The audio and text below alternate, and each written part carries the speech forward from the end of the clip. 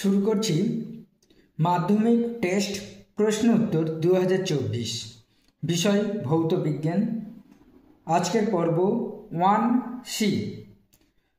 আজকের আলোচনার বিষয় হলো এই টেস্ট যে এক্সামিনেশন হয়েছে প্রশ্নপত্রে তার 3 নম্বর যে প্রশ্ন শর্ট অ্যান্সার টাইপ প্রশ্ন, 2 নম্বরের প্রশ্ন উত্তর আলোচনা।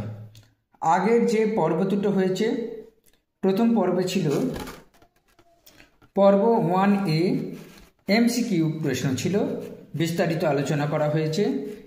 2 নম্বর যে পর্ব ছিল পর্ব 1B, সেখানে ভেরি শর্ট অ্যান্সার বিভাগ খ 1 নম্বরের যে প্রশ্ন নিয়ে আলোচনা করা হয়েছে। বিভাগ গ দেখো এই প্রশ্নটা আছে 3.1 স্থিতিশীল উন্নয়নের ধারণাটি কি? এখানে স্থিতিশীল উন্নয়নের ধারণাটা তোমাদের পরিষ্কার করে লিখতে হবে, খুব বেশি কিছু লেখার দরকার নেই। দেখো এই বইতে, যে কোনো বইতে তোমরা পাবে, যে কোনো একটি বইতে স্থিতিশীল উন্নয়নের ধারণাটা দেওয়া আছে।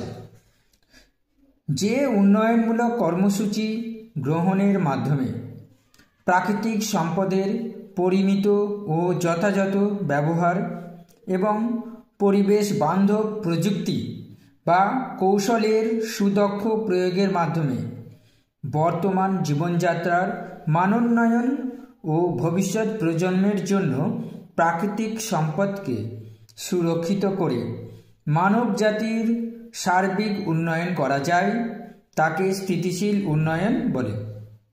অর্থাৎ আমাদের জীবনযাত্রার মানকে উন্নত করার জন্য নানা ধরনের কর্মসূচি গ্রহণ করা হয়। আর সেই কর্মসূচির মধ্যে একটা উদাহরণ দিয়ে বলি, আমাদের প্রত্যেকের বাড়িতে বিদ্যুৎ পৌঁছে গেছে বহু বছর আগে থেকেই। সেই বিদ্যুৎ উৎপন্নের মূল উপাদান হচ্ছে কয়লা। তাপবিদ্যুৎ কেন্দ্রে এই কয়লাকে পুড়িয়ে তাপবিদ্যুৎ উৎপন্ন করা হয় এবং সেই বিদ্যুৎ আমাদের বাড়িতে পৌঁছে যায়। কিন্তু এই কয়লা যদি একদিন প্রাকৃতিক সম্পদ কয়লা, জীবাশ্ম জ্বালানি শেষ হয়ে গেলে কিন্তু আর আমরা তৈরি করতে পারবো না। তাহলে আমাদের করতে হবে নির্দিষ্ট একটা কর্মসূচি গ্রহণ করতে হবে, যে কর্মসূচির মাধ্যমে এই জীবাশ্ম জ্বালানি কয়লা, পেট্রোল, প্রাকৃতিক গ্যাসকে একটা নির্দিষ্ট নিয়মে আমরা পরিমাণ মেপে খরচ করব, যাতে আমাদের ভবিষ্যৎ প্রজন্ম এই কয়লা বা পেট্রোল বা প্রাকৃতিক গ্যাসকে তাদের সুনিয়ন্ত্রিত কর্মসূচির মধ্যে দিয়ে প্রয়োগ করতে পারে বা ব্যবহার করতে পারে। আর কি করতে হবে না, পরিবেশ বান্ধব প্রযুক্তি এবং কৌশলকে আমরা ব্যবহার করে আমাদের জীবনের মানকে উন্নত করব আর ভবিষ্যতের প্রজন্মের জন্য প্রাকৃতিক সম্পদকে রক্ষা করব। এই যে সার্বিক একটা চিন্তা ভাবনা, গঠনমূলক প্রক্রিয়া, সেটাই হচ্ছে স্থিতিশীল উন্নয়ন। ঠিক আছে, তো খুব বেশি কিছু লেখার দরকার নেই, যা বললাম এখানে যেটা লেখা আছে সেটাই তোমরা লিখবে। এর সঙ্গে আরও 2টো পয়েন্ট আমি বলে দিতে চাইছি। যদি হয়তো পরীক্ষায় দিয়েছে যে স্থিতিশীল উন্নয়ন বলতে কী বোঝো, তাই 1 নম্বর পয়েন্টটাই তোমরা লিখবে। পরীক্ষায় তো যদি ওই স্থিতিশীল উন্নয়ন ছাড়া অন্য প্রশ্নও তো দিতে পারে, যেমন 2 নম্বর স্থিতিশীল উন্নয়নের মূল লক্ষ্যগুলি লেখো। তাহলে তোমরা কি লিখবে? তখন কিন্তু স্থিতিশীল উন্নয়ন কাকে বলে এটা বললে হবে না, তখন এটা বলতে হবে ভবিষ্যৎ প্রজন্মের নিজস্ব চাহিদা মেটানোর সামর্থ্যকে ব্যাহত না করে বর্তমান প্রজন্মের চাহিদা পূরণ করা। অর্থাৎ আমাদের প্রয়োজনটাকে মেটাবো একটা সুচিন্তিত চিন্তাভাবনা ও কর্মসূচির মাধ্যমে। যতটা দরকার কয়লা, পেট্রোল, প্রাকৃতিক গ্যাস, এগুলো তো আর বললেই তো তৈরি করা যায় না, তাকে আমাদের নির্দিষ্ট পদ্ধতিতে ব্যবহার করতে হবে যাতে অপচয় না হয়, অর্থাৎ অপচয় কমাতে হবে এবং সেটাকে রক্ষা করে যাতে আমাদের আগামী যে প্রজন্ম আসবে তারা এই প্রাকৃতিক সম্পদকে সুচিন্তিত এবং উন্নয়নমূলক যে কর্মসূচি গ্রহণের মাধ্যমে ব্যবহার করবে। 2 নম্বর পৃথিবীর প্রাকৃতিক উৎসের সীমার মধ্যে বর্তমান ও ভবিষ্যতে পরিবেশগত, অর্থনৈতিক ও সামাজিক উন্নতি ঘটাবে। অর্থাৎ প্রাকৃতিক উৎস বলতে গেলে কয়লা, পেট্রোল, প্রাকৃতিক গ্যাস, তার একটা লিমিট আছে। সেই লিমিটের মধ্যে থেকেই বর্তমান ও ভবিষ্যতে পরিবেশটা আমাদের বজায় রাখতে হবে, অর্থনৈতিক উন্নতি ঘটাতে হবে, সামাজিক উন্নতি ঘটাতে হবে। এটাই স্থিতিশীল উন্নয়নের মূল লক্ষ্য হওয়া উচিত। 3 নম্বর, যদি প্রশ্ন দেয় স্থিতিশীল উন্নয়ন করার জন্য কি কি পদক্ষেপ গ্রহণ করতে হবে আমাদের, যদি এই প্রশ্নটা দেয়, 1. অনবীকরণযোগ্য শক্তির ব্যবহার কমানো। অর্থাৎ কয়লা, পেট্রোল, প্রাকৃতিক গ্যাস এগুলো তো জীবাশ্ম জ্বালানি। এই জীবাশ্ম জ্বালানি যে উৎস, এটাই হচ্ছে অনবীকরণযোগ্য শক্তির উৎস। এর ব্যবহারটা কমাতে হবে। সেই জন্যই তো স্থিতিশীল উন্নয়নমূলক কর্মসূচি গ্রহণ করা দরকার।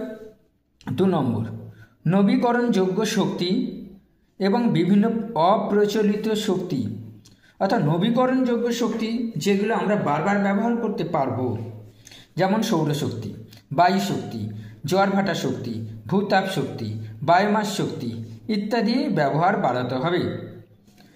আমাদের সৌরশক্তির ব্যবহার অলরেডি অনেকদিন আগে থেকেই চালু হয়ে গেছে, এখনও গবেষণার মধ্যে রয়েছে, যাতে সৌরশক্তিকে আমরা অনেক বেশি বিস্তার করতে পারি, তার ব্যবহার বাড়াতে পারি। 2 নম্বর, বায়ু শক্তি। সমুদ্র উপকূলবর্তী এলাকায় বায়ু শক্তিকে ব্যাপকভাবে ব্যবহার করে বিদ্যুৎ শক্তি উৎপন্ন করা সম্ভব হয়েছে। জোয়ারভাটা শক্তি। জোয়ারভাটা শক্তি সব জায়গায় করা সম্ভব না। যে সকল নদীতে জোয়ারভাটা হয় সেই সব নদীর মধ্যে কিন্তু এই জোয়ারভাটা শক্তিকে কাজে লাগানো যায়। তাছাড়া সমুদ্র উপকূলবর্তী এলাকায় যেখানে জোয়ারভাটা হচ্ছে সেখানে তার একটা সিস্টেমের মধ্যে দিয়ে জোয়ারভাটা শক্তিকে কাজে লাগানো হচ্ছে। ভূতাপ শক্তি, অর্থাৎ ভূগর্ভে এখনও পর্যন্ত প্রচুর টেম্পারেচার আছে। বিশেষ পদ্ধতি কৌশল অবলম্বন করে গর্ত মানে সুড়ঙ্গ খুলে পাইপের মধ্যে দিয়ে ঠান্ডা জল পাঠিয়ে সেখানে জলকে উত্তপ্ত করে আবার উপরের দিকে পাম্পের সাহায্যে তুলে এনে সেই গরম জলে বাষ্পকে কাজে লাগিয়ে টারবাইন ঘুরিয়ে আমরা শক্তি উৎপন্ন করতে পারি।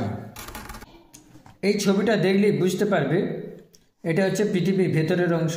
গরম জল বা স্টিম ধরে রাখা পাথরের যে স্তর আর ম্যাগমা বা গরম হওয়া শিলা, এই পর্যন্ত জলকে পাঠানো হয়, এখান থেকে জলকে পাঠানো হয়, সেই জল গরম হয়ে আবার উপরে তুলে নেওয়া হয়। আর সেই গরম জলের যে স্টিম টারবাইনের চাকা ঘুরিয়ে এখানে জেনারেটরের সাহায্যে বিদ্যুৎ শক্তি উৎপন্ন করা হয়।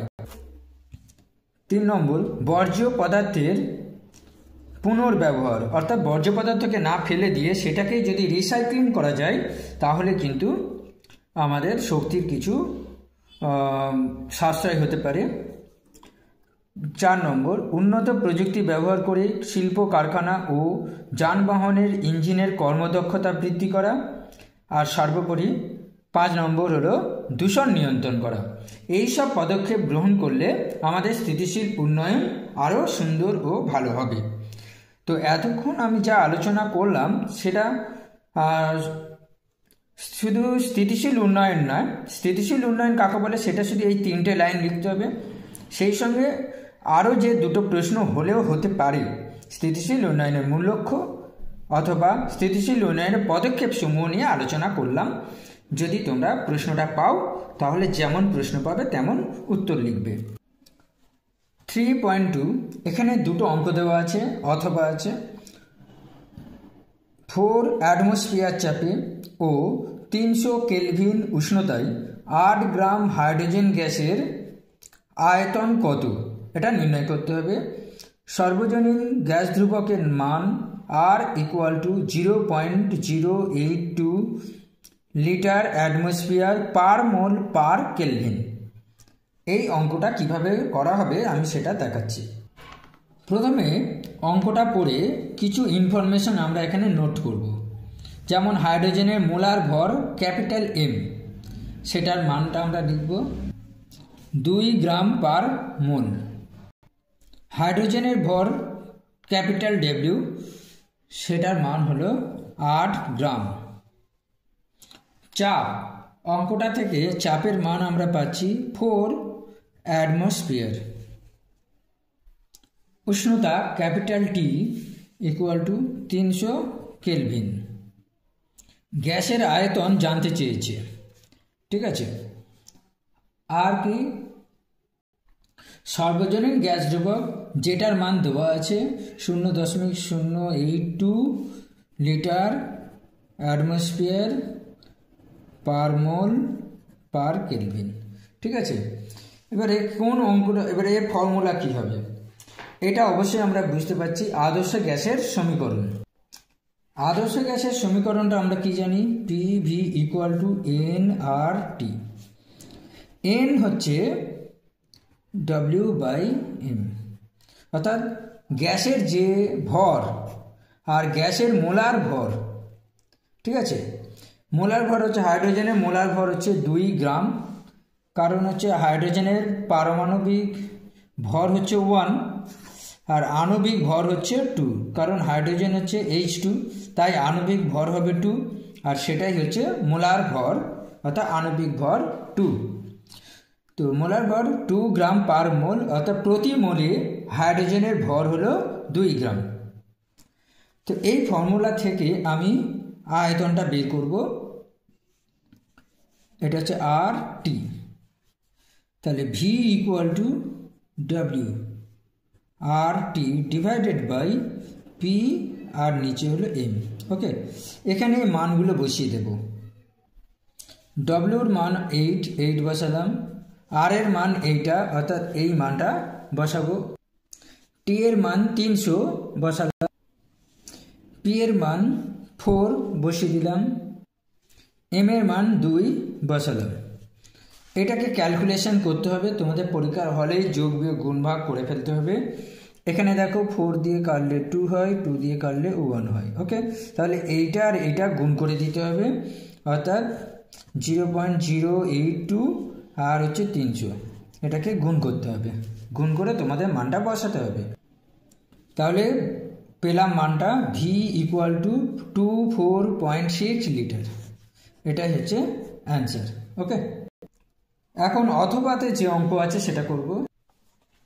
27 ডিগ্রি সেলসিয়াস উষ্ণতায় কোনো গ্যাসের আয়তন 3 লিটার, চাপ স্থির রেখে, এই কথাটা আন্ডারলাইন দাও, কারণ চাপ স্থির কোন সূত্রের দ্বারা হয়ে থাকে, চাপ স্থির হচ্ছে চার্লসের সূত্র। চার্লসের সূত্রে চাপটা স্থির থাকে। 127 ডিগ্রি সেলসিয়াস উষ্ণতায় গ্যাসটির আয়তন হয় 4 লিটার। পরম শূন্য উষ্ণতার মান নির্ণয় করতে বলা হচ্ছে। অঙ্কে যা যা ইনফরমেশন আছে সেই ইনফরমেশনগুলো আগে এখানে নোট ডাউন করে নিতে হবে। প্রথমে ধরে নিতে হবে পরম শূন্য উষ্ণতা হচ্ছে T0 ডিগ্রি সেলসিয়াস, ঠিক আছে। এরপর অঙ্কে প্রাথমিক উষ্ণতা, অন্তিম উষ্ণতা, প্রাকৃতিক আয়তন ও অন্তিম আয়তন দেওয়া আছে, সেগুলো পরপর লিখতে হবে। চলো একটু নোট ডাউন করে নিই। প্রথমে হচ্ছে প্রাথমিক উষ্ণতা কত বলেছে, 27 ডিগ্রি সেলসিয়াস, এটা হলো প্রাথমিক উষ্ণতা। এটা হচ্ছে অন্তিম উষ্ণতা, এটা প্রাথমিক আয়তন, এটা অন্তিম আয়তন। তাহলে প্রাথমিক উষ্ণতা হলো 27 মাইনাস T0 ডিগ্রি সেলসিয়াস, এই দুটো মান বিয়োগ করে, এখন যেহেতু এটা ক্যাপিটাল টি তাই এর একক হবে কেলভিন। অন্তিম উষ্ণতা T2 হবে 127 বিয়োগ T0 কেলভিন। প্রাথমিক আয়তন 3 লিটার, অন্তিম আয়তন 4 লিটার। যেহেতু চাপ স্থির তাই এটা চার্লসের সূত্র। চার্লসের সূত্র অনুসারে আমরা ফর্মুলাটা কি জানি, V1/T1 V2/T2, ঠিক আছে। তো এখান থেকে মানগুলো আমরা বসিয়ে দিচ্ছি, মানগুলো বসিয়ে দিলাম এখান থেকে। এটাকে এবার সমাধান করতে হবে। কোনাকুনি গুণ করব, 3 আর এইটা এখানে গুণ করলাম, আর এখানে 27 মাইনাস T0 এই উপরে উঠে যাবে, এটাকে গুণ করব।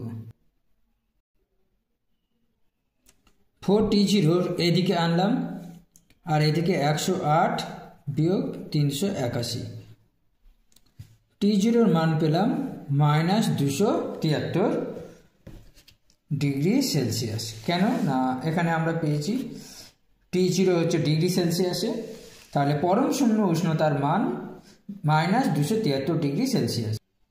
ওকে, প্রশ্ন নম্বর 3.3, হ্রস্ব দৃষ্টি কি?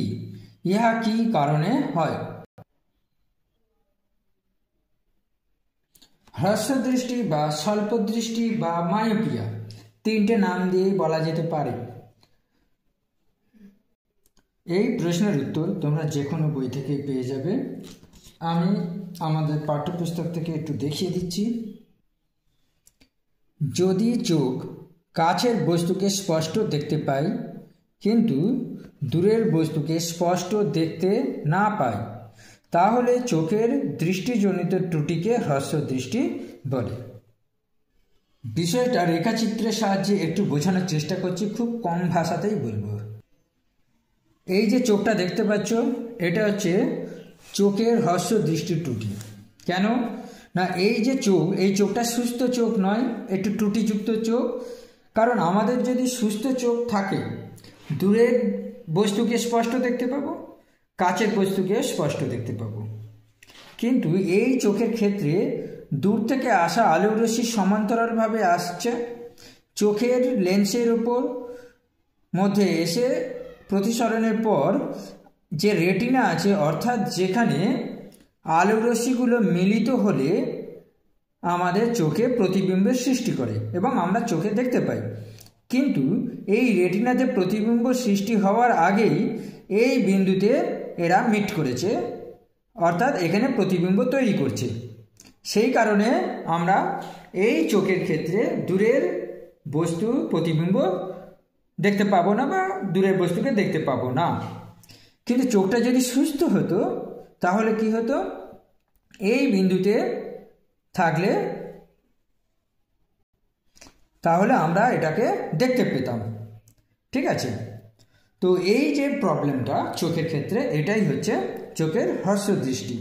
আর এর সঙ্গে একটা কথা বলে রাখি, কিভাবে এর প্রতিকার করা যায়। অবতল লেন্স ব্যবহার করে এর প্রতিকার করা যায়। কারণ অবতল লেন্স ব্যবহার করলে দূর থেকে আসা আলোর রশ্মিগুলো লেন্স দ্বারা অপসারিত হয়, অর্থাৎ প্রতিসরণের পর এটা অপসারী রশ্মিগুচ্ছে পরিণত হয়। দেখো একটু বেঁকে উপরের দিকে উঠে যাচ্ছে এবং লেন্সে আপতিত হয়ে প্রতিসরণের পর রেটিনাতে প্রতিবিম্ব তৈরি করে। কিন্তু আমাদের এই চোখটা কি দেখবে, সুস্থ অবস্থায় এফ বিন্দুতে বা ও বিন্দুতে দেখতে পেয়েছিল, তাই এই রশ্মিগুলো এফ বিন্দুতে থেকে আসছে বলে মনে হবে এবং চোখে প্রতিবিম্ব তৈরি হবে। তো তোমাদের প্রশ্ন ছিল যে হ্রস্ব দৃষ্টি কাকে বলে, তোমরা শুধু সংজ্ঞাটা লিখবে। এটার জন্য ছিল 1 নম্বর। আর কি কারণে এটা হয়, অর্থাৎ হ্রস্ব দৃষ্টির কারণটা কি, এর উত্তর তোমরা যে কোনো বইতে পেয়ে যাবে। তো এখানে দেখো, চোখের লেন্সের ফোকাস দৈর্ঘ্য যদি কমে যায়, অর্থাৎ আমাদের চোখের মধ্যে যে লেন্স আছে সেই লেন্সের ফোকাস দৈর্ঘ্য কমে গেলে, ওকে, অর্থাৎ অভিসারী ক্ষমতা বেড়ে গেলে। 2 নম্বর, অক্ষিগোলকের আকার বড় হয়ে গেলে। দেখো অক্ষিগোলক বড় হয়ে যায় বলেই কিন্তু প্রতিবিম্বটি, তাই অক্ষিগোলকের রেটিনাতে পৌঁছায় না, তার আগে প্রতিবিম্ব তৈরি হয়ে যায়, যেহেতু প্রয়োজনের তুলনায় অক্ষিগোলকটা আকারে যদি বড় হয়। আর 3 নম্বর কারণটা হলো কর্নিয়া তলের বক্রতা বেড়ে গেলে। এখানে একটা চোখের ছবি দেখানো হয়েছে, কর্নিয়া, এই হচ্ছে কর্নিয়া। ঠিক আছে, এই কর্নিয়া তলের বক্রতা যদি বেড়ে যায়, অর্থাৎ আরেকটু যদি ফ্ল্যাটের দিকে হয়ে যায়, তাহলে কিন্তু সেক্ষেত্রে হ্রস্ব দৃষ্টি তৈরি হতে পারে বা হ্রস্ব দৃষ্টি প্রবলেমটা দেখা যায়। তাহলে তোমরা এই 3টে কারণ লিখে দিতে পারো। যে কোনো অন্ততপক্ষে 2টো কারণ তোমরা লিখবে, 1 নম্বর এবং 2 নম্বর, 2টো কারণই তোমরা লিখবে। 3 নম্বর কারণটা না লিখলেও চলবে, কিন্তু 1 আর 2 এই 2টো মূল কারণ। এর সাথে অথবা যে প্রশ্নটা আছে, শূন্যস্থানে আলোর বিচ্ছুরণ হয় না কেন? এর উত্তর হলো, শূন্যস্থানে যেহেতু আলোর মানে সূর্যের যে আলো তাতে 7টা বর্ণ থাকে, এই 7টি বর্ণ শূন্যস্থানে একই গতিবেগে যায়, সেই কারণে এদের বিচ্ছুরণ হয় না। শূন্যস্থান বা বায়ু মাধ্যমে সব বর্ণের আলো সমান বেগে চলে, তাই আলোর বিচ্ছুরণ হয় না। এর বেশি লেখার দরকার নেই। এর সাথে আর একটা ইনফরমেশন দিয়ে রাখি, বেগুনি বর্ণের আলোর বেগ সবচেয়ে কম হয়, লাল বর্ণের আলোর বেগ সবচেয়ে বেশি হয়, কারণ এখান থেকেও ভালো প্রশ্ন হয়, তাই একটু দেখিয়ে দিলাম। এর সাথে আর একটা প্রশ্ন, এক্স রশ্মির একটি ব্যবহার লেখো। যে কোনো পাঠ্যপুস্তক থেকে তোমরা এটা পাবে। দেখো এখানে অতি বেগুনি রশ্মি, এক্স রশ্মি, গামা রশ্মির ব্যবহার এবং ক্ষতিকারক প্রভাব আছে, যে কোনো পাঠ্যপুস্তকে তোমরা পেয়ে যাবে। আমার আজকের এই প্রশ্নের উত্তর হলো, চিকিৎসা বিজ্ঞানে রোগ নির্ণয়, ক্যান্সার, টিউমারের চিকিৎসায়, গোয়েন্দা বিভাগে গবেষণার কাজে ব্যবহার করা হয়। 3.4 ফ্লেমিংয়ের বাম হস্ত নিয়মটি লেখো। ঠিক আছে, এই প্রশ্নটা এবছরের জন্য খুব গুরুত্বপূর্ণ। এই ছবিটি মন দিয়ে দেখো, এটা হলো একটি বাম হাত, বাম হাতের বুড়ো আঙুল, তর্জনী, এটা হলো তর্জনী, এটা বুড়ো আঙুল, আর এটা হচ্ছে মধ্যমা। এই 3টি আঙুলকে পরস্পর সমকোণে প্রসারিত করতে হবে। এই হলো আমার বাম হাত, এটা তর্জনী, এটা বুড়ো আঙুল, আর এটা মধ্যমা। ঠিক আছে, লক্ষ্য করে দেখো, এইটা এবং এইটা 90 ডিগ্রি কোণে আছে, আর তর্জনীর সাথে মধ্যমা 90 ডিগ্রি কোণে আছে, আর মধ্যমা আর এই বুড়ো আঙুল 90 ডিগ্রি কোণে আছে। ঠিক আছে, তাহলে 3টে আঙুল পরস্পর 90 ডিগ্রি কোণে প্রসারিত করলে কি হবে, যদি এই তর্জনী চৌম্বক ক্ষেত্র, দেখতে পাচ্ছ চৌম্বক ক্ষেত্র অভিমুখ নির্দেশ করে, মধ্যমা তড়িৎ প্রবাহের অভিমুখ নির্দেশ করে, তাহলে এই বুড়ো আঙুল পরিবাহীর গতির অভিমুখ নির্দেশ করবে। তাহলে উত্তরটা যেটা বলা হবে, যে কোনো বই থেকে উত্তর তুমি করতে পারো, কিন্তু সেই উত্তর লেখার মধ্যে কোনো ভুল থাকলে চলবে না। বাম হস্তের বৃদ্ধাঙ্গুলি, মধ্যমা ও তর্জনীকে পরস্পরের সাথে সমকোণে রেখে প্রসারিত করলে, যদি তর্জনী চৌম্বক ক্ষেত্রের দিক, মধ্যমা তড়িৎ প্রবাহের দিক নির্দেশ করে, তাহলে বৃদ্ধাঙ্গুলি পরিবাহীর গতির অভিমুখ নির্দেশ করবে। অর্থাৎ এই যে বাল্যচক্র দেখতে পাচ্ছ, বাল্যচক্রে দেখো তড়িৎ প্রবাহ উপর থেকে নিচের দিকে আসছে, চৌম্বক ক্ষেত্র মানে তড়িৎ প্রবাহ আসছে, আচ্ছা চৌম্বক ক্ষেত্র দেখো উত্তর মেরু থেকে দক্ষিণ মেরুর দিকে যাচ্ছে, উত্তর মেরু থেকে দক্ষিণ মেরুর দিকে যাচ্ছে, অর্থাৎ চৌম্বক প্রবাহ এদিক থেকে এই দিকে, আর তড়িৎ প্রবাহ উপর থেকে নিচে। তাহলে পরিবাহীর গতি নির্দেশ করবে কোন দিকে, এর সাথে সমকোণে নির্দেশ করবে। ঠিক আছে, অর্থাৎ এটা এই দিক বরাবর নির্দেশ করবে। ঠিক আছে, এই চাকাটা যখন এই দিক যাওয়ার চেষ্টা করবে, যেহেতু এই বিন্দুতে এটা আটকে আছে, তাই চাকাটা উপরের দিকে উঠে যাবে, কিন্তু এই চাকাটা অ্যাকচুয়ালি এই দিকে যেতে চাইছে, এই দিকে। অনেকের একটা ভ্রান্ত ধারণা থাকতে পারে যে চাকাটা উপরের দিকে যাচ্ছে, তো কিন্তু না, চাকার এই দাঁত, যে কোনো একটা দাঁত এই দিকে মুভ করছে, কিন্তু এই জায়গাটা জয়েন্ট করা আছে বলে এবং ঘুরতে পারে বলে, তাই এই যে দাঁতটা বা চাকার যে ছুচালো যে অগ্রমুখ, সেটা উপরের দিকে উঠে যায়, কিন্তু এর অভিমুখ হচ্ছে এই দিকে।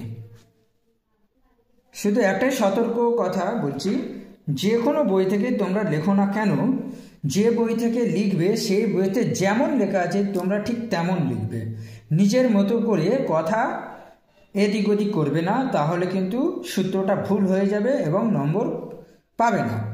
এখানে যদি কেউ এই বই থেকে করো, আমি যে ভিডিওতে বলছি, যেমন লেখা আছে তেমন তৈরি করবে।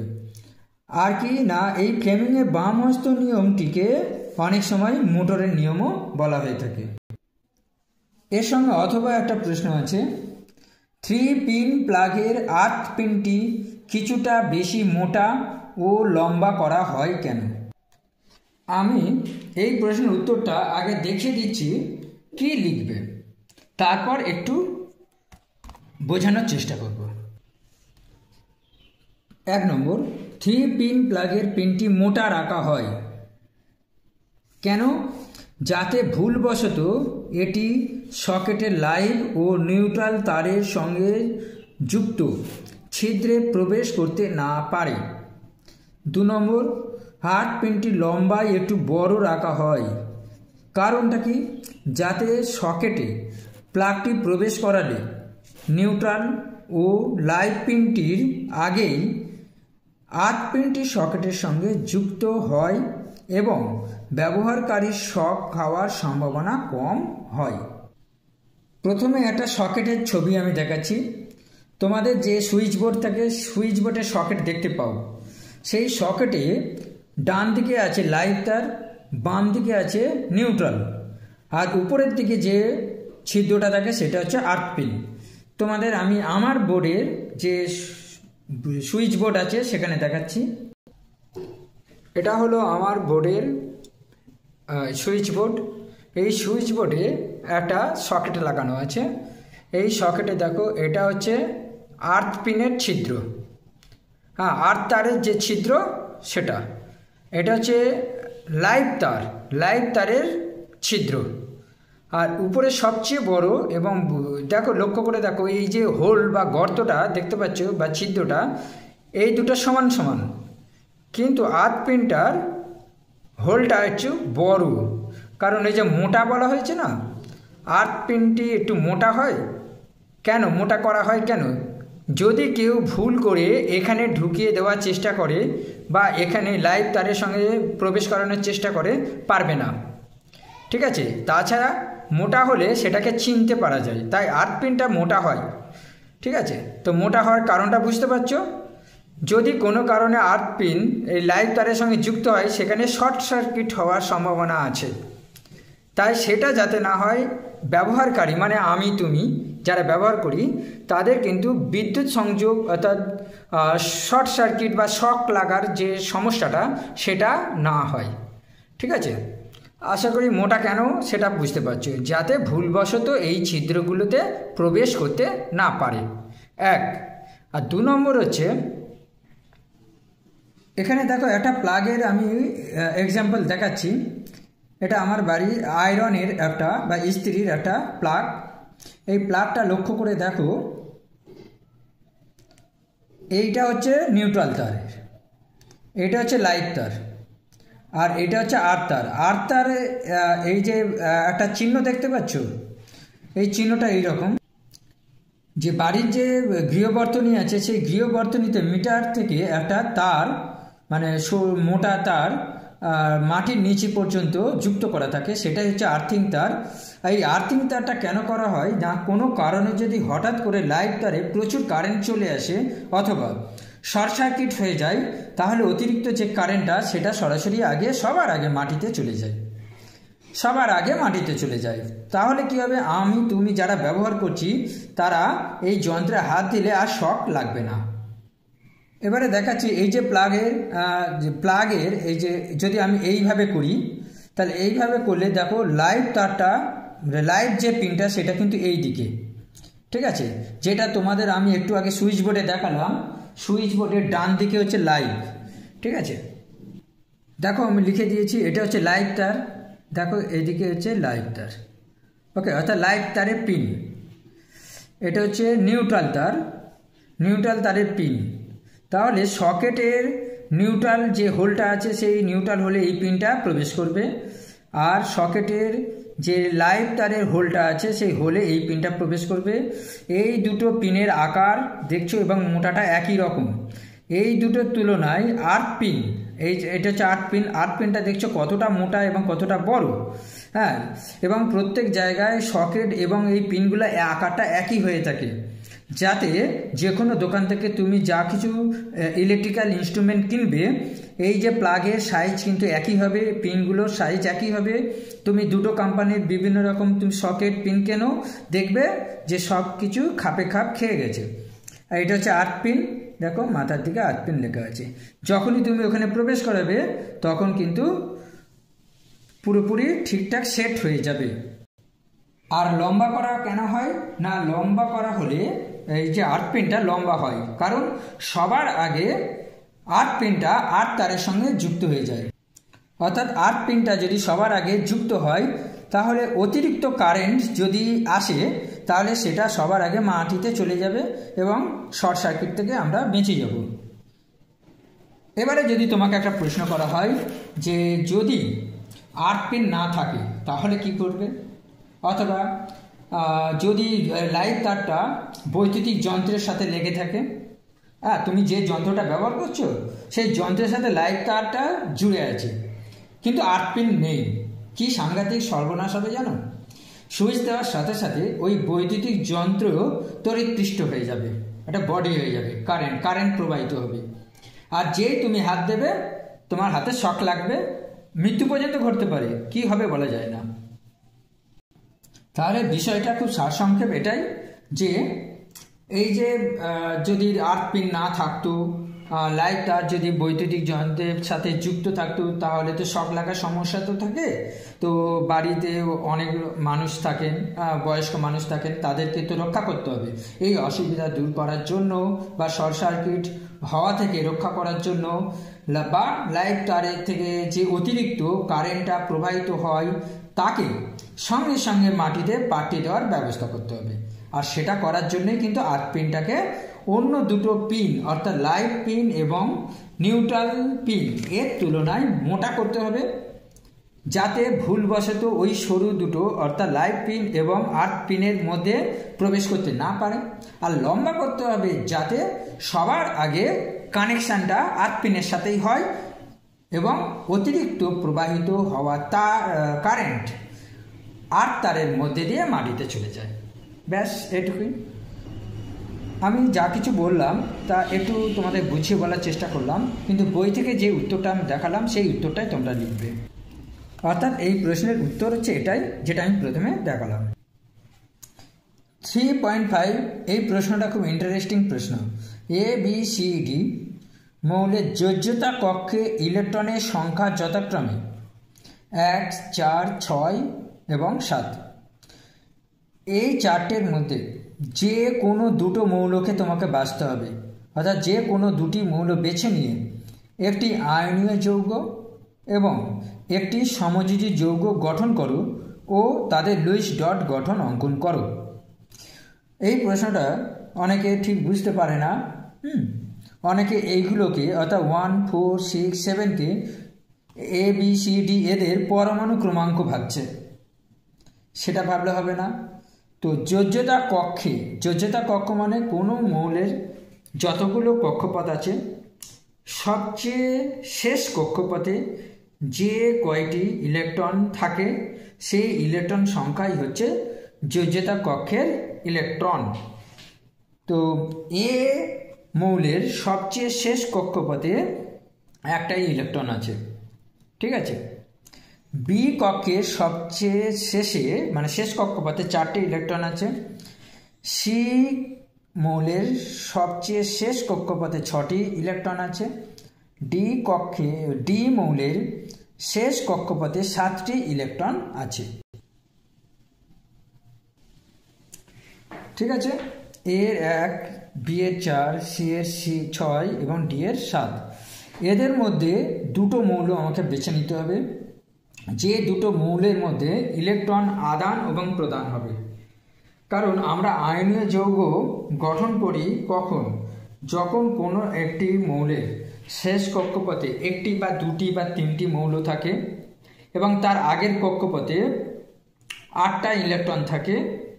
সেক্ষেত্রে শেষ কক্ষপথে একটি বা দুটি বা তিনটি ইলেকট্রন ত্যাগ করে এবং ওই ত্যাগ করা ইলেকট্রন অন্য একটি মৌল তার শেষ কক্ষপথে 8টা ইলেকট্রন পূরণ করার জন্য গ্রহণ করে থাকে। তো আমাদের দেখতে হবে যে শেষ কক্ষপথে এই যে একটি ইলেকট্রন আছে, তার মানে একটি ইলেকট্রন সে ত্যাগ করতে পারে। তাহলে আমি প্রথমে মানে আয়নীয় যৌগ গঠনের জন্য কি করতে হবে না, আমি প্রথমে মৌলটাকে সিলেক্ট করলাম। কেন বলো তো? মৌলের শেষ কক্ষপথে একটা ইলেকট্রন আছে, এই ইলেকট্রনটা ও ছেড়ে দেবে, ছেড়ে দিয়ে প্লাসে পরিণত হবে, অর্থাৎ ক্যাটায়ন তৈরি হবে, ক্যাটায়ন। ঠিক আছে, আয়নীয় যৌগ গঠন করতে গেলে ইলেকট্রন ত্যাগ করে ক্যাটায়ন হবে এবং একটা ইলেকট্রন গ্রহণ করে সে অ্যানায়ন হবে। এখন এই যে ইলেকট্রনটা ত্যাগ করলো, একটি ইলেকট্রন ত্যাগ করলো, এই একটা ইলেকট্রনটাকে গ্রহণ কে করবে? মনে রাখতে হবে যে কোনো মৌলের শেষ কক্ষপথে 8টা ইলেকট্রন হতে হবে।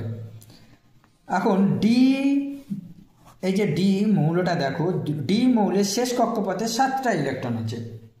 তাহলে কি বলা হচ্ছে না, শেষ কক্ষপথে 8টা ইলেকট্রন হতে হবে।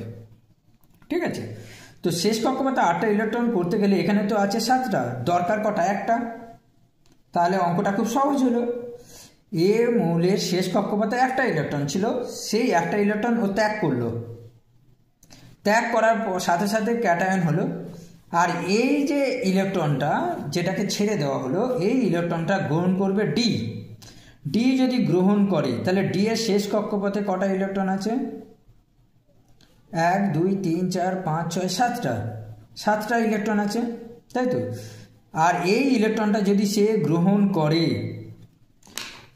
করে, অর্থাৎ আমি এইভাবে যদি দেখাই, লাল কালি দিয়ে দেখাচ্ছি, গ্রহণ করে, এটা হচ্ছে লাল কালি, ধরো লাল, তো গ্রহণ করে, তখন কিন্তু এটা হয়ে যাচ্ছে 8টা।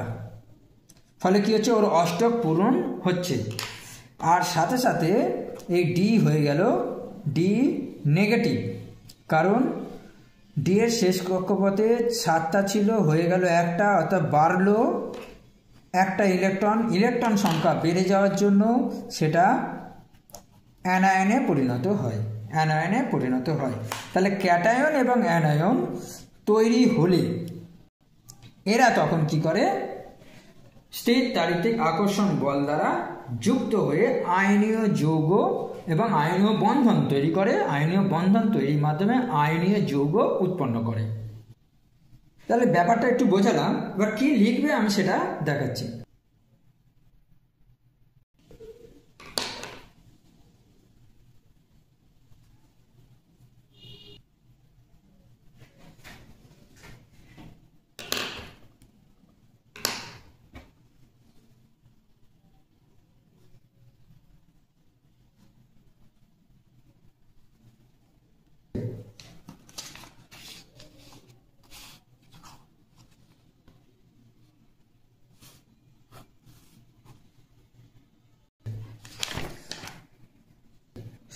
একটি সমযোজী যৌগ গঠন করতে হবে। এক্ষেত্রে বলি, সমযোজী যৌগ তখনই গঠন হয় যখন ইলেকট্রন গ্রহণ বা বর্জনের দ্বারা তার শেষ কক্ষপথে 8টি ইলেকট্রন কমপ্লিট করা সম্ভব হচ্ছে না। তখন করতে হবে কি, ওই দুটো মৌল তাদের শেষ কক্ষপথে ইলেকট্রনগুলো সমানভাবে ব্যবহার করে মোট 8টা ইলেকট্রন করবে। অর্থাৎ প্রথম মৌল দ্বিতীয় মৌলের কিছু ইলেকট্রন ব্যবহার করে 8টা ইলেকট্রন সম্পূর্ণ করবে, দ্বিতীয় মৌল প্রথম মৌল থেকে কিছু ইলেকট্রন সমানভাবে ব্যবহার করে তার যোজ্যতা কক্ষে 8টা ইলেকট্রন পূর্ণ করবে। এখানে লক্ষ্য করো, বি শেষ কক্ষপথে 4টে, দরকার 8টা। সি শেষ কক্ষপথে আছে 6টা, ওর দরকার 8টা। তাহলে কি হবে, এক্ষেত্রে দেখা যাচ্ছে বি এর ক্ষেত্রে আরও 4টে যোগ করতে হবে, আরও 4টে আনতে হবে, আর সি এর ক্ষেত্রে আরও 2টো আনতে হবে। তাহলে কি করবে, সি এর জন্য দরকার 2টো আর বি এর জন্য দরকার 4টে। তাহলে এক্ষেত্রে এরা দুজনে সমানভাবে নিজেদের শেষ কক্ষপথে ইলেকট্রনগুলো ব্যবহার করবে। চলো দেখাই কিভাবে করবে। সমযোজী যৌগ গঠনের জন্য বি ও সি মৌল গ্রহণ করা হলো। আচ্ছা, প্রথমে সি এর শেষ কক্ষপথে 6টা ইলেকট্রন আছে, তাই তো? তাহলে 1টা 2টো 3টে 4টে 5টা 6টা। এবারে আমি বি নিলাম। বি এর শেষ কক্ষপথে আছে 4টে ইলেকট্রন, তাহলে 1টা 2টো 3টে 4টে। আচ্ছা, লক্ষ্য করে দেখো, সি এর দরকার আরও 2টো, তাহলে এই 2টো সে ব্যবহার করতে পারবে। তাহলে যদি আমি এইভাবে একটা রিং করে দিই, এই রিং করার মানেটা কি না, সি এর 6টা ইলেকট্রন শেষ কক্ষপথে আছে। বিকে বলল তোমার এই 2টো আমাকে দাও, তাহলে আমার 8টা হয়ে গেল। 1 2 3 4 5 6 7 8। বি রাজি হয়ে গেল। তাহলে এবারে বি এর তো 4টে দরকার, সে পাবে কোথা থেকে? বি তখন বলল যে তোমার এই 2টো আমাকে দাও, ঠিক আছে? সি বলছে বিকে তোমার এই 2টো আমাকে দাও, দেওয়ার ফলে একটা রিং বা বাউন্ডারি টেনে দেওয়া হলো। সি এর 8টা, এই যে 6টা আর এই 2টো 8টা হয়ে গেল। বি তখন বলল যে তাহলে তোমার এই 2টো আমাকে দাও, তাহলে 1টা 2টো 3টে 4টে 5টা 6টা। আর 2টো কোথা থেকে পাবে? আর 2টো পাবে, আবার একটা সি এখানে লিখতে হবে। সেক্ষেত্রে 1টা 2টো 3টে 4টে 5টা 6টা। এক্ষেত্রেও সি বলবে যে তোমার এই 2টো আমাকে দাও, তাহলে দিলে কি হবে? এই সি এর ক্ষেত্রেও 8টা হয়ে গেল। বি তখন বলবে যে তোমার এই 2টো আমাকে দাও, তখন হলো কি এই রকম ব্যাপারটা আসে। এই আঁকাগুলোর একটু মজার আঁকা। তাহলে বি এর কটা হলো? 1টা 2টো 3টে 4টে। আর লাল কালির যে ডটগুলো সেটা বি এর নিজের, আর সবুজ ডট 2টো, অর্থাৎ প্রথম সি এর এই 2টো আর দ্বিতীয় সি এর এই 2টো নিয়ে মোট 8টা হলো। 1 2 3 4 5 6 7 8, অর্থাৎ বি এর অষ্টক পূর্ণ হলো। বি এর অষ্টক পূর্ণ হলো। দেখো বি 4টে পেয়ে গেল, এই 4টে 1 2 3 4। আর কার্বনের সি মৌলের দরকার 2টো, অর্থাৎ এই সি মৌলের এই 2টো পেল, আর এই সি মৌল বি এর এই 2টো ইলেকট্রন পেল। পাওয়ার ফলে তাদের অষ্টক পূর্ণ হলো। এই হচ্ছে সমযোজী যৌগ তৈরি হলো। বি এবং সি তাদের ইলেকট্রনগুলো সমানভাবে পরস্পর ব্যবহার করেছে এবং যৌগ গঠন করতে পেরেছেন। তাহলে ফাইনালি কি হলো? C B C. এখানে একটা কথা বলার আছে, সেটা হচ্ছে এই 4টে ইলেকট্রন সি এর নিজের, তাহলে সেই 4টে ইলেকট্রন লিখে ফেললাম। এই 4টে ইলেকট্রন 1 2 3 4, দেখো বি ব্যবহার করেনি, তাহলে সেইগুলো লিখতে হবে। হয়েছে? এবারে দেখো কোন ইলেকট্রনগুলো দুজনে ব্যবহার করছে। এই এক জোড়া ইলেকট্রন, এই এক জোড়া ইলেকট্রন, এই এক জোড়া ইলেকট্রন, এই এক জোড়া ইলেকট্রন বি এবং সি যৌথভাবে দুজনে ব্যবহার করেছে। এখন মনে রাখবে, একটা বন্ধন তৈরি হতে গেলে 2টো ইলেকট্রন বন্ধন তৈরি করে। এই 2টো ইলেকট্রন জুড়ে যাবে, জুড়ে গিয়ে একটা বন্ধন তৈরি করবে, ঠিক আছে? তাহলে এক জোড়া ইলেকট্রন বন্ধন তৈরি করে। তো এখানে এক জোড়া, এগিয়ে এক জোড়া, তাহলে এই যে এক জোড়া ইলেকট্রন একটা বন্ধন তৈরি করলো, আর এই 2টো ইলেকট্রনে একটা বন্ধন তৈরি করলো। এদিকে এই ইলেকট্রন একটা বন্ধন তৈরি করলো, এই ইলেকট্রন একটা বন্ধন তৈরি করলো। তাহলে এই হচ্ছে যৌগটা বন্ধন। আর যৌগটা কি হলো? যৌগটা হলো BC2। ওকে, আশা করি ব্যাপারটা বুঝতে পেরেছো। আমি আর বেশি বাড়াবো না। তাহলে উত্তর কি লিখবে সেটা আরেকবার দেখিয়ে দিই।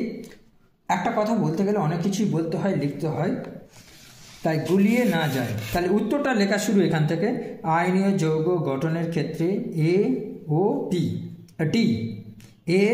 ও ডি মৌল অংশগ্রহণ করবে বলে এই অংশটা করতে হবে। ওকে, আমি লাইন টেনে দিলাম এটুকু। এইটা হওয়ার পর এই পার্টটা, সমযোজী যৌগ গঠনের জন্য বি ও সি মৌল অংশগ্রহণ করবে। ঠিক যা করেছি এটাই করে দিতে হবে। ওকে, মানে এইটা পরপর করে দিতে হবে। এর যে পরের প্রশ্নটা অথবা দিয়ে আছে, এটাও খুব ভালো প্রশ্ন। এ হলো একটা ধাতু, বি এবং সি হলো উচ্চ তড়ি ঋণাত্মক মৌল। এখন একটি ধাতু আর একটি তড়ি ঋণাত্মক মৌল একসাথে একটা যৌগ গঠন করে, ঠিক আছে? তো সেটা হবে আয়নীয় যৌগ। আর যদি দুটোই তড়িৎ ঋণাত্মক মৌল যুক্ত হয়ে যৌগ গঠন করে সেটা হবে সমযোজী যৌগ। এই বিষয়টা মাথায় রাখবে। একটি ধাতু আর একটি তড়িৎ ঋণাত্মক মৌল অর্থাৎ অধাতু, একটি ধাতু একটি অধাতু যদি যুক্ত হয় সেটা হবে আয়নীয় যৌগ। আর যদি দুটোই অধাতু যুক্ত হয় বা দুটোই যদি তড়িৎ ঋণাত্মক মৌল যুক্ত হয় তাহলে সেটা হবে সমযোজী যৌগ। তাই এখানে প্রশ্ন দেওয়া হচ্ছে এ বি এবং বি সি এই যৌগ দুটির মধ্যে কোনটি তড়িৎযোজী হবে আর কোনটি সমযোজী হবে বা হওয়ার সম্ভাবনা আছে সেটা তোমাকে বলতে হবে এবং সেটা ব্যাখ্যাও করতে হবে। তো আমি তো যা বললাম তার এটাই মানে হলো, ধাতুর সাথে একটি তড়িৎ ঋণাত্মক মৌল যুক্ত হয়েছে এ বি, তার মানে এটা হলো আয়নীয় যৌগ বা তড়িৎযোজী যৌগ। আয়নীয় যৌগ মানেই হলো তড়িৎযোজী যৌগ। আর বি সি দুটোই হচ্ছে উচ্চ তড়িৎ ঋণাত্মক মৌল, আর এবং বি এবং সি যুক্ত হয়ে যে যৌগ গঠন করবে সেটা হবে সমযোজী যৌগ।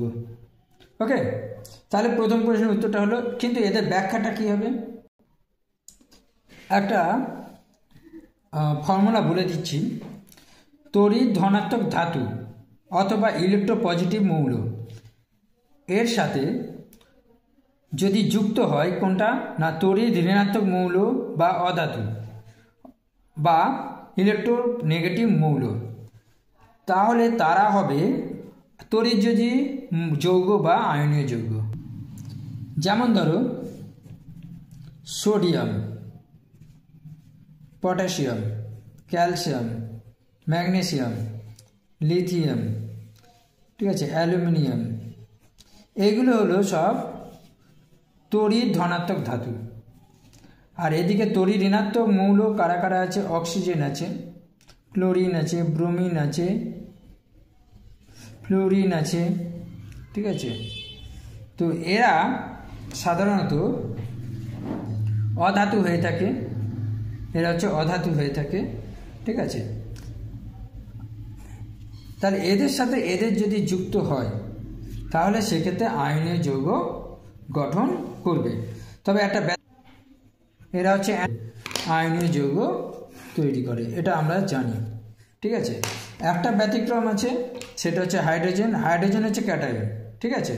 তো এই হাইড্রোজেন কিন্তু একটা সমযোজী যৌগ গঠন করে ক্লোরিনের সাথে, বা হাইড্রোজেন ফ্লুরিনের সাথে সমযোজী যৌগ গঠন করে, সেটা কিন্তু ক্যাটায়ন। হ্যাঁ, এইটা একটু ডিফারেন্ট টাইপ আছে। আর এটাই হচ্ছে ব্যাখ্যা। যেমন আমি খুব সহজ উদাহরণ দিয়ে বলবো, এটা সবাই জানে। সোডিয়াম হচ্ছে একটা ধাতু যার শেষ কক্ষপথে একটা ইলেকট্রন আছে, ঠিক আছে। আর ক্লোরিন হচ্ছে এটা হচ্ছে ধাতু। তো ধাতুর সাথে অধাতু কি হবে? যুক্ত হয়। ধাতুর সাথে অধাতু যুক্ত হয়ে আয়নীয় যৌগ গঠন করে। ক্লোরিনের শেষ কক্ষপথে কি আছে? 7টা ইলেকট্রন আছে। তাহলে এইটা যদি এদিকে যায় অর্থাৎ ইলেকট্রন বর্জন, আর এ কি করবে? ক্লোরিন করবে, সেই ইলেকট্রনটা গ্রহণ করবে। তাহলে ইলেকট্রন বর্জন, একটি ইলেকট্রন বর্জন। আর এ কি করবে? অর্থাৎ অধাতু অর্থাৎ তড়িৎ ঋণাত্মক মৌল, একটি ইলেকট্রন গ্রহণ। আমি যেটা বোঝাতে চাইছি খুব সহজভাবে, ধাতু অর্থাৎ ইলেকট্রোপজিটিভ মৌল বা ধনাত্মক মৌল একটি ইলেকট্রন বর্জন করলো, এই উদাহরণের জন্য একটি বা দুটি বা তিনটি যাই হোক না কেন। আর ক্লোরিন সেটা হচ্ছে একটা অধাতু অর্থাৎ তড়িৎ ঋণাত্মক মৌল, যে কিনা এই বর্জিত ইলেকট্রনটা গ্রহণ করলো, গ্রহণ করার পর তাহলে একটা ইলেকট্রন বর্জন করে কি হলো, ক্যাটায়ন, আর একটি ইলেকট্রন গ্রহণ করে কি হলো, অ্যানায়ন। তাহলে ইলেকট্রন বর্জন করে ক্যাটায়ন হলো, ইলেকট্রন গ্রহণ করে অ্যানায়ন হলো, হয়ে কি করলো, এই যে সোডিয়াম পজিটিভ হলো আর ক্লোরিন 1 2 3 4 5 6 7 8 নেগেটিভ হলো, অর্থাৎ স্থির তাড়িতিক আকর্ষণ বল দ্বারা যুক্ত হলো, যুক্ত হয়ে সোডিয়াম ক্লোরাইড তড়িৎযোজী যৌগ গঠন করলো, তড়িৎযোজী যৌগ গঠন করলো। এটা হচ্ছে ব্যাখ্যা। কি লিখতে হবে আমি বলে দিচ্ছি। এ মৌলটি ধাতু হওয়ায় ইলেকট্রন ত্যাগ করে ক্যাটায়নে পরিণত হওয়ার প্রবণতা দেখাবে। বি উচ্চ তড়ি ঋণাত্মক মৌল হওয়ায় ইলেকট্রন গ্রহণ করে অ্যানায়নে পরিণত হওয়ার প্রবণতা দেখাবে। অর্থাৎ এ ও বি মৌল দুটি রাসায়নিক বন্ধনে আবদ্ধ হয়ে যৌগ গঠন করলে এ মৌলের পরমাণু দ্বারা ইলেকট্রন বর্জিত হবে, অর্থাৎ ক্যাটায়ন গঠন করবে, যেটা বলছিলাম, এবং ওই বর্জিত ইলেকট্রন বি মৌলের পরমাণু দ্বারা গৃহীত হবে, অর্থাৎ অ্যানায়ন গঠন করবে। উৎপন্ন ক্যাটায়ন ও অ্যানায়নগুলি স্থির তাড়িতিক আকর্ষণ বল দ্বারা আবদ্ধ হয়ে এ বি যৌগ গঠন করবে। আর স্থির তাড়িতিক আকর্ষণ বল দ্বারা যুক্ত হওয়া মানেই হচ্ছে তড়িৎযোজী যৌগ। ব্যাপারটা বোঝাতে পারলাম? এবারে ব্যাখ্যা করব সমযোজী যৌগ কখন গঠন হবে। আর একটা কথা বলতে ভুলে গেছি, আমি বলে দিচ্ছি এখানে। এইটা কিন্তু ধাতু, বুঝতেই পারছো তোমরা, আর এটা হচ্ছে অধাতু। তাহলে একটা ধাতু একটা অধাতু যুক্ত হয়েই কিন্তু তড়িৎযোজী বা আয়নীয় যৌগ গঠন করে। অধাতু এবং অধাতু যুক্ত হয়ে কিন্তু তড়িৎযোজী যৌগ, ওই সমযোজী যৌগ গঠন করে।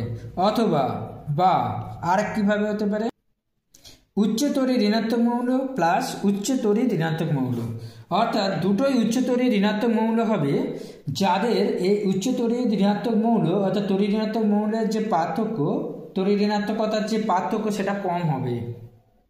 এই পয়েন্টটা মনে রাখবে। যে দুটো মৌল সমযোজী যৌগ গঠন করবে, যেমন ধরো HCl হাইড্রোজেন এবং ক্লোরিন, তারপরে ধরে নাও তোমার HF, হ্যাঁ, তো হাইড্রোজেন এবং ফ্লোরিন, এদের যে তড়িৎ ঋণাত্মকতা মানটা সেটা কিন্তু পার্থক্যটা কম হবে, তাহলে এরা সমযোজী যৌগ গঠন করতে পারবে। আর সমযোজী যৌগ কখন গঠন করবে না, যদি তাদের শেষ কক্ষপথে অষ্টক পূরণের জন্য যে ইলেকট্রন দরকার, ইলেকট্রন গ্রহণ বা বর্জনের মাধ্যমে যদি সম্ভব না হয়, তাহলে কি হবে না, ওই দুটো মৌল তাদের শেষ কক্ষপথে ইলেকট্রন সমানভাবে, দুজনেই সমানভাবে ব্যবহার করে বন্ধন তৈরি করবে। যেমন একটা উদাহরণ দিচ্ছি, হাইড্রোজেনের শেষ কক্ষপথে একটা ইলেকট্রন আছে, আর ক্লোরিনের শেষ কক্ষপথে 7টা ইলেকট্রন আছে। তাহলে কি হবে, এই দুজনের যোগ হবে, যুক্ত হচ্ছে। দেখো এটা অধাতু, এটাও অধাতু, আমি এখানে যেটা লিখছি অধাতু অধাতু, ঠিক আছে। তাহলে এই যে হাইড্রোজেন আছে আর এই একটা ক্লোরিনের সাথে যুক্ত হবে, মানে ব্যবহার করবে। হাইড্রোজেন বলছে আমার শেষ কক্ষপথে দুটো ইলেকট্রন দরকার। কেন দুটো দরকার? কারণ হাইড্রোজেন একমাত্র মৌল, হাইড্রোজেন কি হয়, তার শেষ কক্ষপথে দুটো ইলেকট্রন করতে চায়, কারণ হাইড্রোজেনের কাছাকাছি যে নিষ্ক্রিয় মৌল আছে সেটা হচ্ছে হিলিয়াম। এই হিলিয়ামের শেষ কক্ষপথে দুটো ইলেকট্রন আছে, সেই জন্য হাইড্রোজেন চেষ্টা করে তার শেষ কক্ষপথে দুটো ইলেকট্রন দিতেই হবে। কীভাবে, কার থেকে পাবে না, ক্লোরিনের শেষ কক্ষপথে একটা ইলেকট্রন হাইড্রোজেন গ্রহণ করবে, গ্রহণ করে একটা বন্ধন তৈরি করবে। আর ক্লোরিন কি করবে, তার শেষ কক্ষপথে একটা দুটো তিনটে চারটে পাঁচটা ছটা 7টা আছে, ওরও একটা দরকার, হ্যাঁ 7 আছে, সেই 7টাকে 8 করতে হবে। করতে গেলে কি করবে, ওই হাইড্রোজেনের যে একটা ইলেকট্রন আছে তাকে ব্যবহার করবে, ব্যবহার করে একটা বন্ধন তৈরি করবে। তাহলে কি হলো, হাইড্রোজেন যে ইলেকট্রনগুলো সমানভাবে ব্যবহার হচ্ছে তারা একটা বন্ধন তৈরি করবে। এই যে বাউন্ডারিটা দেখতে পাচ্ছ, এই বাউন্ডারিটা হচ্ছে কমন বাউন্ডারি, অর্থাৎ দুজনে সমানভাবে ব্যবহার করছে। এই দুটো ইলেকট্রনটা একটা বন্ধনে পরিণত হলো। আর বাকি যে 6টা ইলেকট্রন দেখতে পাচ্ছ 1 2 3 4 5 6টা, এই 6টা ইলেকট্রন হচ্ছে ক্লোরিনের নিজস্ব, সেই জন্যে এই 6টা ইলেকট্রন থেকে যাবে। ঠিক আছে, এর ফলে কি হলো, HCl গঠন হলো। এটা হলো একটা সমযোজী যৌগ। কি লিখতে হবে সেটা এবার আমি দেখাচ্ছি। বি ও সি উভয়ই কিন্তু উচ্চ তড়িৎ ঋণাত্মক মৌল, অর্থাৎ ইলেকট্রন গ্রহণ বর্জন এদের পক্ষে সম্ভব নয়।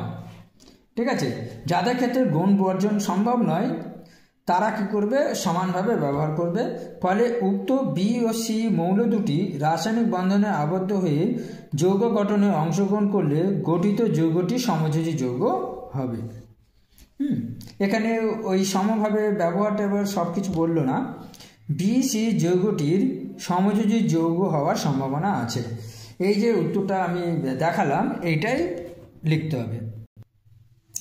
এর পরের প্রশ্ন, চিনি জলীয় দ্রবণ তড়িৎ পরিবহন করতে পারে না কিন্তু সোডিয়াম ক্লোরাইড জলীয় দ্রবণ করতে পারে কেন?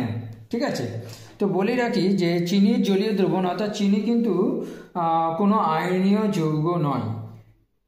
মনে রাখতে হবে কেবলমাত্র আয়নীয় যৌগ গলিত অবস্থায় বা নির্দিষ্ট বা উপযুক্ত দ্রাবকে দ্রবীভূত অবস্থায় আয়ন উৎপন্ন করে, আয়নী ভবনের মাধ্যমে আয়ন উৎপন্ন করে, এবং সেই আয়নগুলি যখন একটা ভোল্টামিটারের মধ্যে থাকে জলীয় দ্রবণটা, আর বাইরে থেকে বিভব প্রভেদ যুক্ত করা হয় ব্যাটারির সাহায্যে, তখন ওই আয়নগুলো অর্থাৎ ক্যাটায়ন এবং অ্যানায়নগুলো যথাক্রমে ক্যাটায়নগুলো ক্যাথোডের দিকে ছুটে যায়, অ্যানায়নগুলো অ্যানোডের দিকে ছুটে যায় এবং তড়িৎ পরিবহন করতে পারে। কিন্তু চিনি তো আয়নযোগ্য নয়, আয়ন উৎপন্ন করতে পারে না। তাই এই প্রশ্নের উত্তরটা খুব সহজ এবং অল্প ভাষায় লিখতে হবে। আমি দেখাচ্ছি তোমরা ঠিক কী লিখবে। এই প্রশ্নটা মাধ্যমিক 2017 সালে এসেছিল।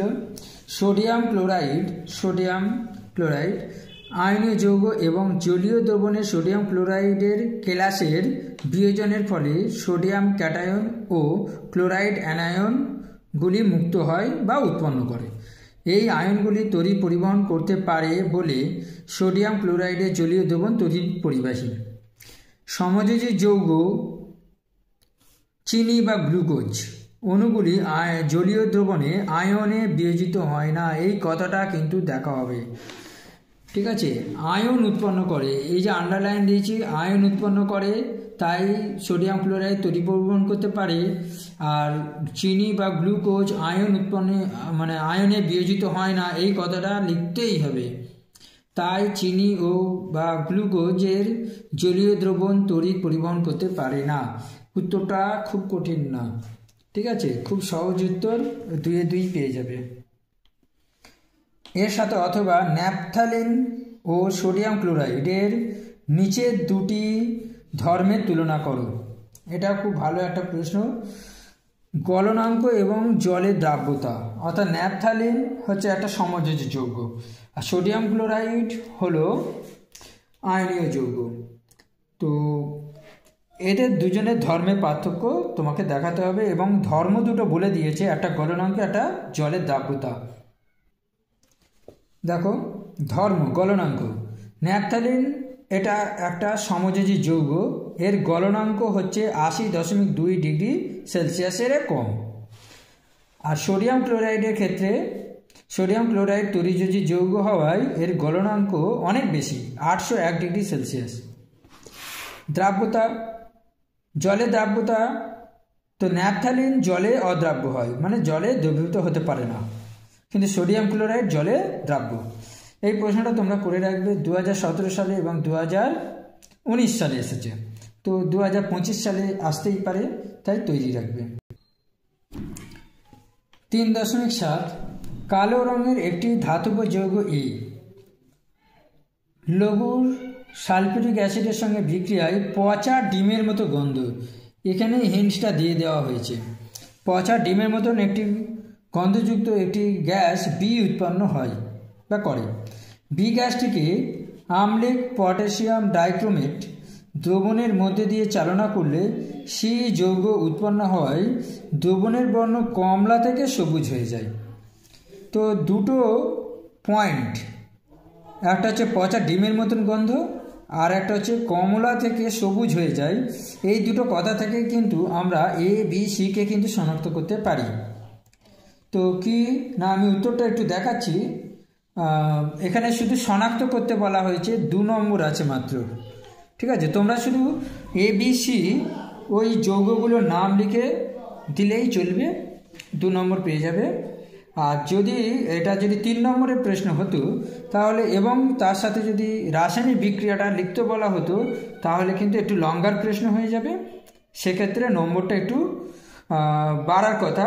অর্থাৎ যদি 3 নম্বরের প্রশ্ন হতো তাহলে রাসায়নিক বিক্রিয়াগুলো লিখতে বলা হতো। তা এই প্রশ্নের ক্ষেত্রে তোমরা শুধু এ বি সিটা শনাক্ত করে লিখবে। দেখো আমি যেটা ব্র্যাকেট দিয়ে দেখিয়ে দিয়েছি, এখান থেকে এই পর্যন্ত লিখবে, আর তারপরের স্টেপে এখান থেকে এই পর্যন্ত লিখবে। রাসায়নিক বিক্রিয়া লেখার দরকার নেই, কারণ মাত্র 2 নম্বর আছে। উত্তরটা কী হবে? বিশেষ গন্ধযুক্ত বি, অর্থাৎ এটা পচা ডিমের মতন গন্ধ। আমার প্রশ্নেতে যে পচা ডিমের মতন গন্ধ আছে, তাহলে অবশ্যই সেটা হাইড্রোজেন সালফাইড গ্যাস।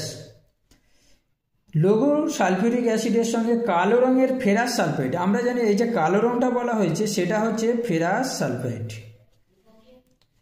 বিক্রিয়া করে H2S গ্যাস উৎপন্ন করেছে। তাহলে এ যৌগটা হবে ফেরাস সালফাইড, আর বি গ্যাসটা হচ্ছে হাইড্রোজেন সালফাইড। ঠিক আছে, এটা শনাক্ত হলো। এরপরের যে পার্ট, H2S গ্যাসকে কমলা বর্ণের আম্লিক পটাশিয়াম ডাইক্রোমেট দ্রবণের মধ্যে দিয়ে চালনা করলে সবুজ বর্ণের ক্রোমিক সালফেট উৎপন্ন হয়। তাহলে সি হলো ক্রোমিক সালফেট। এটা খুব বিখ্যাত একটা রাসায়নিক বিক্রিয়া। পটাশিয়াম ডাইক্রোমেট হাইড্রোজেন সালফাইডের যে বিজারক ধর্ম আছে সেখানে তোমরা পাবে, যে কোনো পাঠ্যপুস্তকে এটা দেখবে, আর এটা খুব ভালো করে তৈরি রাখবে। কারণ প্রশ্নটা আমি যা দিয়েছি বা যে এই যে কোয়েশ্চেনে যা আছে সেটাই যে আসবে তা না, একটু ঘুরিয়ে অন্যভাবে আসতে পারে, কিন্তু এটা একটা খুব ভালো প্রশ্ন, এটা রেডি রাখবে।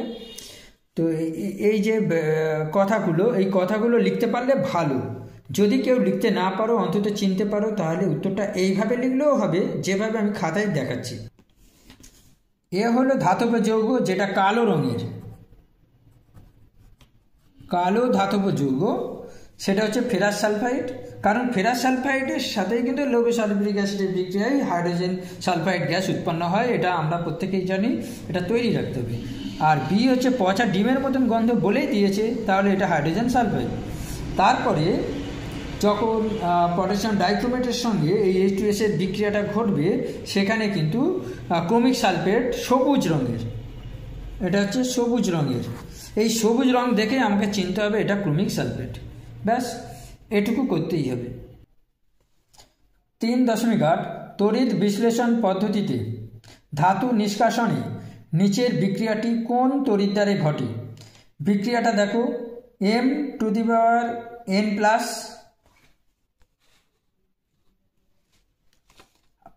Ne, যেখানে M হলো একটা ধাতু।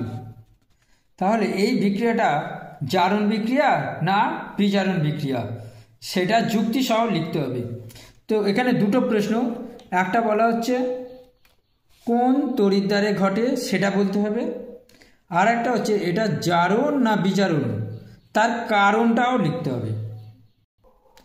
আচ্ছা, এই প্রশ্নে একটা মিস্টেক আছে, সেটা একটা অ্যারো চিহ্ন পড়েনি। উত্তরটা কী হবে আমি সেটা আগে আলোচনা করে দিই। বিক্রিয়াটি ক্যাথোডে হবে, বিক্রিয়াটি একটি বিজারণ বিক্রিয়া।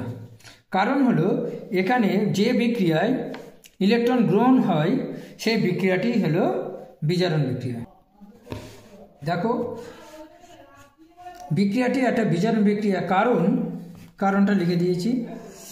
এই যে আয়ন, এটা হচ্ছে একটা ধাতুর আয়ন, এই আয়নটা হচ্ছে ক্যাটায়ন। তাই M মাথায় N+, এই ক্যাটায়নটি ক্যাথোড থেকে N সংখ্যক ইলেকট্রন, দেখো এখানে N সংখ্যক ইলেকট্রন আছে, গ্রহণ করেছে। অর্থাৎ গ্রহণ করে ক্যাথোডে M ধাতু মুক্ত হয়। ব্যাস, এর বাইরে লেখার দরকার নেই।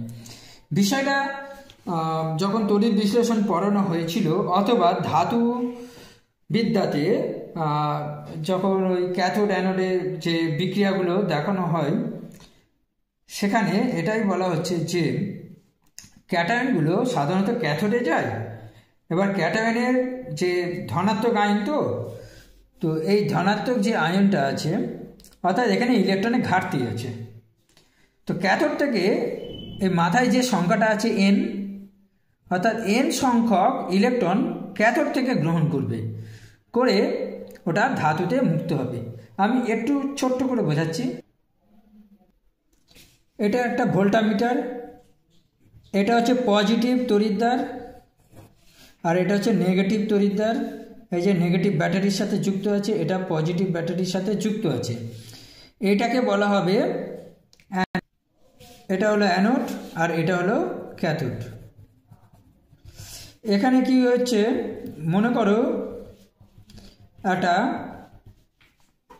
তড়িৎ বিশ্লেষক পদার্থ আছে। সেই তড়িৎ বিশ্লেষক পদার্থটা আমি ধরে নিচ্ছি অ্যালুমিনিয়াম অক্সাইড। এই অ্যালুমিনিয়াম অক্সাইডটা আয়নি ভবন হবে। আয়নি ভবন হয়ে কি তৈরি করবে, অ্যালুমিনিয়াম মাথায় +3, ঠিক আছে। আর অক্সিজেন তৈরি হবে, সেই অক্সিজেন হচ্ছে মাথায় -2। তো এখন ব্যালেন্সের জন্য এখানে 2 বসবে, এখানে 3 বসবে, ওকে। কারণ অ্যালুমিনিয়াম 2 Al2 অর্থাৎ দুটো অ্যালুমিনিয়াম ক্যাটায়ন তৈরি করবে আর O3 মানে 3টে অক্সিজেন মানে অক্সাইড অ্যানায়ন তৈরি করবে। এই অ্যালুমিনিয়ামটা কি হবে, এটা যেহেতু ক্যাটায়ন, আমি তোমাদের শিখিয়েছিলাম অন্যান্য ভিডিওতে, ক্যাটায়ন সবসময় ক্যাথোডের দিকে যাবে। যখন তড়িৎ বিশ্লেষণ হবে ক্যাটায়ন ক্যাথোডের দিকে যাবে, ক্যাটায়ন ক্যাথোডের দিকে গতিশীল হবে, একইভাবে অ্যানায়ন অ্যানোডের দিকে গতিশীল হবে, ঠিক আছে। এই দুটো মাথায় রাখবে। আর মনে রাখার জন্য আমি খুব শর্টে বলছি,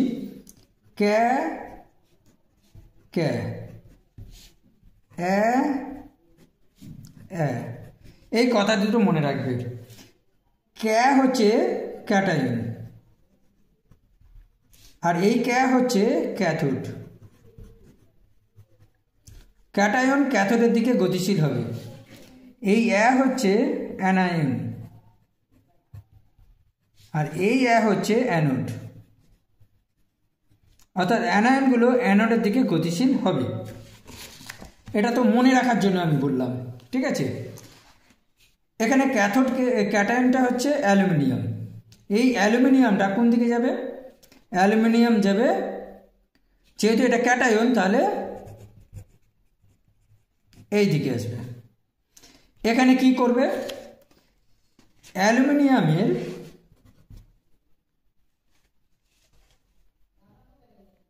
দেখো এই হচ্ছে অ্যালুমিনিয়ামের মাথায় হচ্ছে +3, ঠিক আছে। আচ্ছা, এখানে হচ্ছে 2। এটা যেহেতু ক্যাথোডের দিকে গেছে, অ্যালুমিনিয়াম ক্যাটায়ন ক্যাথোডের দিকে গেছে, তাই ক্যাথোডে বিক্রিয়া ঘটবে। ক্যাথোডে বিক্রিয়াটা ঘটবে। কি ঘটবে, মাথায় +3 মানে কি, ইলেকট্রনের ঘাটতি আছে, ইলেকট্রন নেই, তোর ইলেকট্রন দরকার। কোথা থেকে ইলেকট্রন পাবে, এই ক্যাথোড থেকে ইলেকট্রন গ্রহণ করবে। কারণ ক্যাথোড হচ্ছে নেগেটিভ, অর্থাৎ ইলেকট্রনের আধার, ইলেকট্রন এখানে প্রচুর পরিমাণে ইলেকট্রন আছে। তো অ্যালুমিনিয়ামের মাথায় +3 মানে হলো অ্যালুমিনিয়ামের ইলেকট্রন নেই। কটা ইলেকট্রন নেই, 3টে ইলেকট্রন নেই। তাহলে ক্যাথোড থেকে 3টে ইলেকট্রন গ্রহণ করবে। তাহলে চলো, 3টে ইলেকট্রন গ্রহণ করবে, 3টে ইলেকট্রন, কিন্তু এখানে কি আছে, 2 আছে, দুটো অ্যালুমিনিয়াম। আচ্ছা, আমি এটা কেটেই দিলাম, বোঝার সুবিধার জন্য আমি কেটে দিলাম। তাহলে একটাই অ্যালুমিনিয়াম, তাহলে 3টে ইলেকট্রন গ্রহণ করবে। এই 3টে ইলেকট্রন গ্রহণ করার ফলে কি হবে, ইলেকট্রন যেহেতু এটা গ্রহণ করে, এটা অ্যালুমিনিয়াম ধাতুতে পরিণত হবে, অর্থাৎ আধান মুক্ত হবে এবং এটা ধাতুতে পরিণত হবে, ঠিক আছে। এখন যে প্রশ্নটা দিয়েছিলাম, প্রশ্নটা দেখো, এম মাথায় হচ্ছে N plus plus N E, arrow চিহ্ন এম, এইটার সাথে মেলাও। এম মাথায় এন ই প্লাস, সরি এটা হবে না, প্লাস এন ই অ্যারো চিহ্ন এম। তাহলে এই দুটো বিক্রিয়া মিল পাচ্ছ? এম হচ্ছে ধাতু, এম হচ্ছে ধাতু, তা অ্যালুমিনিয়ামও তো ধাতু। আশা করি ব্যাপারটা বুঝতে পেরেছ যে ক্যাটায়ন ক্যাথোডে যায় এবং ইলেকট্রন গ্রহণ করে ধাতুতে পরিণত হবে। অ্যালুমিনিয়াম ধাতু নিষ্কাশনের ক্ষেত্রে যে উদাহরণটা আমি তুলে আনলাম, বইতে তোমরা দেখবে এখানে 2 আছে, এটা 6। কেন না, দুটো অ্যালুমিনিয়ামের জন্য 3 দুগুণে 6টা ইলেকট্রন লাগবে। ওকে, তাহলে এটা দুটো ইলেকট্রন। এই বিক্রিয়াটাকে বলা হচ্ছে বিজারণ বিক্রিয়া। বিক্রিয়াটা হচ্ছে বিজারণ বিক্রিয়া। আশা করি ব্যাপারটা বোঝাতে পেরেছি।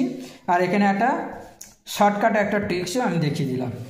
ওকে, কিন্তু প্রশ্নটার যে উত্তর সেটা হচ্ছে এইটুকু, এখান থেকে এইটুকুই হচ্ছে প্রশ্নের উত্তর। এর সাথে একটা অথবা প্রশ্ন আছে, কপার সালফেটের জলীয় দ্রবণে 1 টুকরো ধাতব আয়রন যোগ করলে যে রাসায়নিক বিক্রিয়া ঘটে সেটির রাসায়নিক সমীকরণ লেখো। রাসায়নিক সমীকরণটা লিখে দিতে হবে এবং ওই সমীকরণ বা রাসায়নিক বিক্রিয়া দেখে ধাতুদের সক্রিয়তা শ্রেণী কপার ও আয়রনের আপেক্ষিক অবস্থান সম্বন্ধে কি জানা যায়। আমি আগে প্রথমে এর কমপ্লিট অ্যান্সারটা করে দিচ্ছি, তারপর কিছু বলার আছে ব্যাখ্যা দিচ্ছি। দেখো, কপার সালফেটের জলীয় দ্রবণে 1 টুকরো ধাতব আয়রন Fe যোগ করলে লোহার টুকরোর ওপর লালচে বাদামি ছোপ দেখা যাবে এবং দ্রবণে ApSO4 পাওয়া যাবে। কেন হচ্ছে দেখো বিক্রিয়াটা, কপার সালফেট প্লাস আয়রন বিক্রিয়া করে কি হয়, এটা একটা প্রতিস্থাপন বিক্রিয়া। এই যে কপারটা আছে, এই কপারটিকে প্রতিস্থাপন করে, মানে একে আউট করে দেবে, আউট করে দিয়ে এই Feটা এই জায়গায় বসবে, তাহলে ApSO4 উৎপন্ন হবে। অর্থাৎ কপার সালফেট এর পরিবর্তে ফেরাস সালফেট উৎপন্ন হবে। আর এই কপারটা কি হবে, এই কপারটা এখানে অধক্ষিপ্ত হবে। এই কপারটা দ্রবণের মধ্যে আয়ন হিসেবে থাকে তো, এবং সেটা লোহার উপর একটা আস্তরণ লালচে বাদামি রঙের, যেহেতু কপারটা হচ্ছে লাল তাই লালচে একটা আস্তরণ পড়বে। অর্থাৎ এখানে যে লোহার টুকরো, এটা মনে করো লোহার টুকরো, ওই কপারটা এর উপরে এসে জমা হবে, এখানটা জমা হবে এবং সেটা হচ্ছে লাল আস্তরণ, লালচে যে বাদামি, এই বাদামি ছোপটা পড়তে শুরু করবে। আর দ্রবণের মধ্যে এই ফেরাস সালফেটটা থাকবে। তো এই হচ্ছে বিক্রিয়াটা লিখতে হবে তোমাদের। তোমরা এইসব গোল এই যে অ্যারো চিহ্ন কিছু করবে না, আমি যেটুকু লিখেছিলাম CuSO4 plus ApSO4 plus Cu, এই বিক্রিয়াটা লিখতে হবে। আচ্ছা, এই বিক্রিয়া থেকে তোমাদের একটা সিদ্ধান্ত জানতে চাওয়া হয়েছে, সেটা কি, এখানে বলা হয়েছে যে এই বিক্রিয়া থেকে ধাতুদের সক্রিয়তা শ্রেণী কপার এবং আয়রনের আপেক্ষিক অবস্থান সম্বন্ধে কি জানো। আমি আগে উত্তরটা কমপ্লিট করি, তারপরে এইটার সক্রিয়তা শ্রেণীর বিষয়টা নিয়ে খুব ছোট্ট করে বলবো। উত্তরটা দেখে নাও, সেকেন্ড পার্টের উত্তর। এই বিক্রিয়া থেকে ধাতুদের সক্রিয়তা শ্রেণীতে লোহার রাসায়নিক সক্রিয়তা কপারের থেকে বেশি, অর্থাৎ সক্রিয়তা শ্রেণীতে আয়রন কপারের উপরে অবস্থিত। বিষয়টা একটু বলি যে এখানে আয়রন শক্তিশালী, রাসায়নিকভাবে সক্রিয় বেশি কপারের থেকে, সেই কারণে আয়রন কপার সালফেট থেকে কপারকে আলাদা করে দিয়েছে এবং নিজে এই স্থান দখল করেছে। ছোট গল্পে বলতে গেলে ধরো দুটো দেশের মধ্যে লড়াই শুরু হয়েছে, একটা দেশের নাম আয়রন আর একটা দেশের নাম কপার। তো যে দেখা গেছে যে কপারের আয়রনের যে দেশের আয়রন দেশের সৈনিকদের সংখ্যা বেশি এবং সৈনিকদের শক্তিশালী বেশি, মানে খুব শক্তিশালী। তাহলে শক্তিশালী রাজা দুর্বল রাজাকে অবশ্যই পরাজিত করতে পারবে। সেই জন্য দুর্বল রাজা অর্থাৎ কপার তার সিংহাসন থেকে সিংহাসনচ্যুত হলো, আর শক্তিশালী রাজা কপারের জায়গাটা দখল করলো। সেই জন্যে ফেরাস সালফেট উৎপন্ন করলো, আর কপার কি করলো, দ্রবণের মধ্যে অধক্ষিপ্ত হলো, অর্থাৎ তার পতন ঘটলো। ঠিক আছে, এটা একটা গল্প করে মজা করে গল্পটা বললাম। এই গল্প যেন লিখতে যেও না, তাহলে খুব সর্বনাশ হয়ে যাবে, নম্বর পাবে না। সেই জন্য বলা হচ্ছে যে ধাতুর যে সক্রিয়তা শ্রেণী আছে, সেই সক্রিয়তা শ্রেণীর উপরের দিকে আছে আয়রন আর নিচের দিকে আছে তামা। আমি সক্রিয়তা শ্রেণীটা দেখাচ্ছি তোমাদের। ধাতুর সক্রিয়তা শ্রেণীটা আমি লিখে দেখাচ্ছি। Potassium, calcium, sodium, magnesium, aluminium, zinc, iron বা লোহা, লেড বা সীসা, হাইড্রোজেন, তামা, মার্কারি বা পারদ, সিলভার বা রূপো, প্লাটিনাম এবং সোনা। ঠিক আছে, এইগুলোর নাম আমি পাশে লিখে দিচ্ছি, যারা নামগুলো জানো না তাদের সুবিধার জন্য নামগুলো লিখে দিলাম। Potassium, calcium, sodium, magnesium, aluminium, দস্তা বা জিঙ্ক, লোহা বা আয়রন, সীসা বা লেড, হাইড্রোজেন, তামা বা কপার, মার্কারি বা পারদ, রূপো বা সিলভার, প্লাটিনাম, সোনা বা গোল্ড। এই যে আমি মৌলগুলোকে পরপর উপর থেকে নিচে অবধি সাজিয়েছি, এই মৌল বা ধাতুগুলো হচ্ছে তা কার কতটা রাসায়নিক সক্রিয়তা, অর্থাৎ কে কত শক্তিশালী, রাসায়নিক বিক্রিয়া ঘটানোর জন্য কে কত বেশি শক্তিশালী। উপরে যারা আছে তারা হচ্ছে সবচেয়ে বেশি শক্তিশালী, আর যারা অধিকতর রাসায়নিক সক্রিয়, আর যারা একটু দুর্বল, যাদের রাসায়নিক ক্ষমতা একটু কম, তারা পরপর নিচের দিকে লেখা হয়েছে। এখানে লক্ষ্য করো যে আমাদের যে প্রশ্নটা ছিল, আমাদের যে উত্তরটা ছিল যে কপার সালফেটের জলীয় দ্রবণে এক টুকরো ধাতব আয়রন বা লোহা যোগ করলে লোহার টুকরোর ওপর লালচে বাদামি ছোপ পড়ে। অর্থাৎ বিক্রিয়াটা দেখো, CuSO4 প্লাস আয়রন।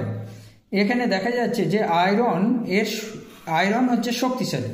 কেন না, কপার সালফেট দ্রবণ থেকে অর্থাৎ যৌগ থেকে কপারকে বের করে দিয়েছে এবং আয়রন সেই জায়গা দখল করেছে। এ থেকে বোঝা যায় যে আয়রন কপারের থেকে বেশি রাসায়নিক সক্রিয়। তো চলো আমরা এই যে ধাতুর সক্রিয়তা শ্রেণীতে ওই বিষয়টা দেখতে পাই কিনা। কপারকে খুঁজো, এই হচ্ছে কপার, তামা, তার উপরে আছে আয়রন। তাহলে এখান থেকে বোঝা যায় যে আয়রনের অবস্থান, ধাতুর সক্রিয়তা শ্রেণীতে আয়রনের অবস্থান কপারের থেকে ওপরে আছে। সেই জন্য এখানে লিখেছি এই বিক্রিয়া থেকে বোঝা যায় ধাতুদের সক্রিয়তা শ্রেণীতে লোহার রাসায়নিক সক্রিয়তা কপারের থেকে বেশি, অর্থাৎ সক্রিয়তা শ্রেণীতে লোহা আর তামার থেকে উপরের দিকে আছে। সেই জন্যেই লোহা কপার সালফেট থেকে কপারকে বের করে দিয়ে নিজে সেই জায়গা দখল করেছে এবং কপার দ্রবণের মধ্যে ঘোরাফেরা করছে এবং লোহার উপর আস্তরণ ফেলেছে। এই হচ্ছে বিষয়টা। এখানে আরেকটা কথা যেটা বলতে চাইছি, যে কারণের জন্য আমি একটু লিখেছি, এই যে অনেকগুলো যে মৌল, 1, 2, 3, 4, 5, 6, 7, 8টা হাইড্রোজেনের সাপেক্ষে এই রাসায়নিক সক্রিয়তা শ্রেণীটা তৈরি করা হয়েছে, কারণ হাইড্রোজেনকে মাপকাঠি করা হয়েছে। ঠিক আছে, যে জন্য হাইড্রোজেনকে আমি আলাদাভাবে লিখেছি। তাহলে কটা হলো? হাইড্রোজেন হচ্ছে 9 নম্বর, 10, 11, 12, 13, 14। এই 14টা মৌলকে কিন্তু পরপর মনে রাখতে হবে। মনে রাখার একটা সহজ উপায় তোমাদের বলে দিচ্ছি। আমি একটা ছন্দ তৈরি করছি, সেই ছন্দটা যদি মনে রাখতে পারো তাহলে কিন্তু হবে। আমি ছন্দটা লিখে তারপর তোমাদের বোঝাচ্ছি। প্রথমে দেখো 1 2 3 4 5, এই 5টা ধাতু হচ্ছে সবচেয়ে বেশি সক্রিয়, ঠিক আছে, সেই জন্য এই 5টাকে আলাদা করেছি। এটা কি কে, আমি লিখলাম কয়েকা কি। এটা হচ্ছে সিএ কা, সিএ কা। এনে না, এনে না, হয়েছে। তাহলে কি হলো, কে কানা, একটা জিজ্ঞাসা চিহ্ন দাও। উত্তরটা কি, MGAL, মিস্টার গ্যাল। এটা হলো একটা ছন্দ, আমি লিখছি ছন্দ, ছন্দ বানাচ্ছি মনে রাখার সুবিধার জন্য, মনে রাখার কৌশল। ধাতুর সক্রিয়তা শ্রেণী, মনে রাখার কৌশল, ছন্দ তৈরি করছি। কে কা না, কে সিএ কা, এনে না, কে কা না, জিজ্ঞাসা। উত্তর মিস্টার গ্যাল। মিস্টারে এম আর এই জি হলো ম্যাগনেসিয়াম, আর এলটা হলো অ্যালুমিনিয়াম। আশা করি আর ভুল হবে না। এরপর চলো দ্বিতীয় ধাপে। এরপরে যারা সক্রিয় ধাতু তারা হচ্ছে জিঙ্ক, আয়রন এবং লেড, ঠিক আছে। তো এখানে একটা ছন্দ বানাতে হবে, ছন্দটা লিখে দিচ্ছি। জিন্স ফ্রি পাবে। আমি গল্পটা এইভাবে সাজাচ্ছি, একটা মজার গল্প।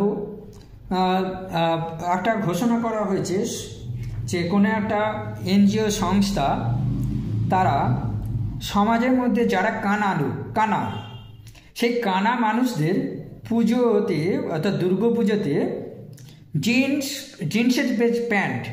জিন্সের প্যান্ট ফ্রি দেওয়া হবে বলে একটা ঘোষণা করা হলো, একটা নোটিশ করা হলো। সেই জন্য প্রশ্ন করা হলো কে কানা, উত্তরটা পাওয়া গেল মিস্টার গ্যাল। তাকে একটা জিন্স ফ্রি দেওয়া হবে, তাহলে জিন্স ফ্রি পাবে, অর্থাৎ মিস্টার গ্যাল জিন্স ফ্রি পাবে। এটা হলো একটা ছন্দ, মজার। এটা বাস্তবের সাথে বইয়ের পড়ার কোনো সম্পর্ক নেই, শুধুমাত্র যারা মনে রাখতে পারো না তাদের মনে রাখার সুবিধার একটা কৌশল আমি দেখিয়ে দিচ্ছি। জিন্স ফ্রি পাবে, জিন্স হচ্ছে জিডেন, এই যে জিঙ্ক, ফ্রি আয়রন, আর এফি এখন মনে রাখার জন্য ফ্রি, আর হচ্ছে পাবে, পিবি পাবে। ওকে, আশা করি ছন্দটা তোমাদের পছন্দ হবে, তোমরা তোমাদের বুদ্ধি বা কৌশলকে কাজে লাগিয়ে করতে পারবে, ঠিক আছে। আমি শুধু একটা বললাম। এরপরে যেহেতু হাইড্রোজেনকে মাপকাঠি করা হয়েছে, তো এরপরে যারা সক্রিয় তারা হচ্ছে হাইড্রোজেন, তামা, মার্কারি, তামা, তারপরে হচ্ছে সিলভার। আমি যে কথাগুলো নেব সেই কথাগুলো তলে আন্ডারলাইন দিচ্ছি। সিলভার, প্লাটিনাম, আর হচ্ছে সোনা। 1 2 3 4 5 6, এই 6টা মৌলকে কিভাবে মনে রাখবে সেটা আমি ছন্দটা লিখে রাখছি। দেখো ছন্দটা হলো, হাই তোমার মাসি, এই দুটোকে আমি মাসি বলছি, মায়ের মা, বোন, মাসি পাঠিয়েছে সোনার বাটি। হাই তোমার মাসি পাঠিয়েছে সোনার বাটি। কি হলো, হাই হচ্ছে হাইড্রোজেন, তোমার তামা, সিইউ তামা, মা মার্কারি, সিলভার, হচ্ছে। পাঠিয়েছে, এই যে পাঠিয়েছে প্লাটিনাম, পিটি, সোনার বাটি, সোনা। এই আশা করি এই ছন্দটা তোমাদের সবার পছন্দ হবে।